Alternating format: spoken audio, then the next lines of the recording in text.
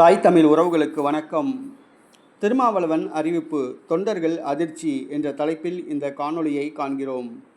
திருமாவளவன் ஏறத்தாழ 10 ஆண்டு காலத்துக்கு மேலாக திமுக கூட்டணியில் இருந்து வருகிறார்.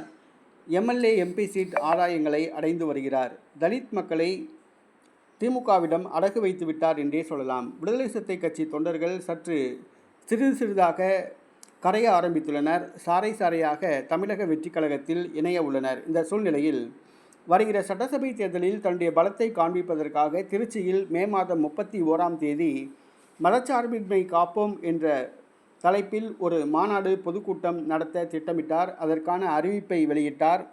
விடுதலை சிறுத்தை கட்சி தொண்டர்கள் அதற்கான ஏற்பாடுகளை செய்திருந்தனர். இந்த சூழ்நிலையில் திமுகவில் அவருக்கு பிரச்சனை ஏற்பட்டுள்ளது. திமுக கூட்டணியிலிருந்து விசிக நீக்கப்படலாம் என்று கூறப்படுகிறது.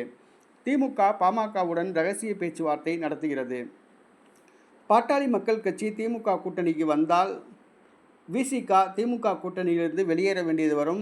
அதிமுக கூட்டணியிலும் சேர முடியாது. அங்கே பாஜக இருக்கிறது. ஆகவே தமிழக வெற்றி கழகத்துடன் ரகசிய பேச்சுவார்த்தை நடத்துவதாகவும் கூறப்படுகிறது. இந்த சூழ்நிலையில் வருகிற மே மாதம் 31ஆம் தேதி நடைபெற உள்ள அந்த மாநாட்டை ஒத்தி வைத்துள்ளார். மதச்சார்பின்மை காப்போம் மாநாடு தள்ளி வைக்கப்பட்டுள்ளது. திருச்சியில் அது ஜூன் மாதம் 14ஆம் தேதி நடைபெறும் என்று திருமாவளவன் அறிவித்துள்ளார். இதற்கு காரணம் அரசியல் பின்னணி என்று கூறப்படுகிறது.